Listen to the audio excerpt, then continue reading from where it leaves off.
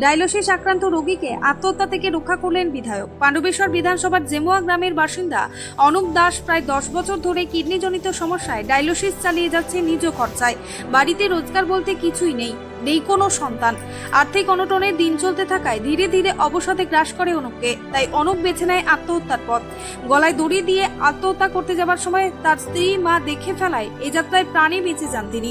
গ্রামবাসীদের খবর দেওয়ায় গ্রামবাসীরা তৎক্ষণাৎ স্থানীয় বিধায়ক নরেন্দ্রনাথ চক্রবর্তীকে খবর দেন। মাননীয় বিধায়ক তড়িঘড়ি তার বাড়িতে ছুটে আসেন এবং ডায়ালিসিসের ব্যবস্থা করেন এবং মাননীয় বিধায়কের দায়িত্ব নেন তার চিকিৎসার যাবতীয় খরচ খরচা তিনি বহন করবেন। তার স্ত্রী নিবেদিতা দাস বলেন, আমার স্বামীকে মৃত্যুর হাত থেকে ফিরিয়ে আনলেন আমাদের নরেন্দা। আমাদের দেওয়ালে পিঠ ঠেকে গিয়েছিল, এমত অবস্থায় আমাদের কিছু করার ছিল না। আমাদের কাছে তিনি ভগবান। আমার হাজব্যান্ড অনুপ দাস হচ্ছে 10 বছর ধরে আজ ডায়ালিসিস চলছে। সব কিছু আমরা বিক্রি করে ওকে ডায়ালিসিস চালাতাম।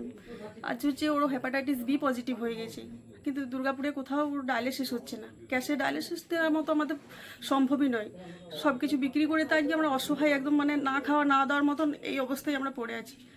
তো এখানে আমার গ্রামের প্রতিবেশীকে সবাই জানালাম, পঞ্চায়েত অফিসে।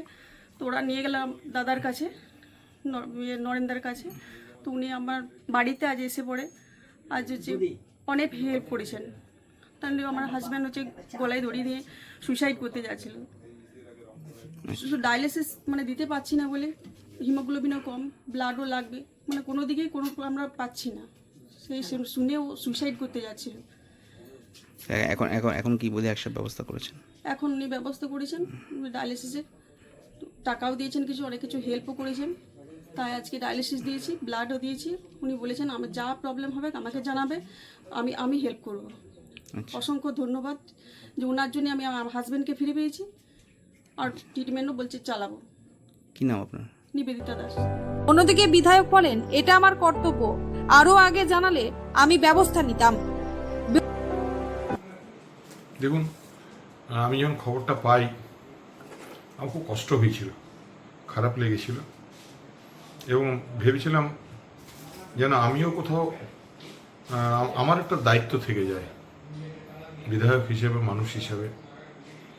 তাই আমি ওই পরিবারটির পাশে দাঁড়িয়েছি এবং দাঁড়িয়ে থাকবো। যতদিন প্রয়োজন হবে আমি ওর পাশে থাকবো। শুধু ভগবানকে ধন্যবাদ যে ওকে বাঁচাতে পেরেছি, এবং আজকে বাড়িও গেছিলাম ওর মনোবল বাড়ানোর জন্য এবং ওর পরিবারের পাশে দাঁড়ানোর জন্য। বলতে পারেন যে বিধায়ক হিসেবে দায়বদ্ধতা। Bureau report, activist Bangla.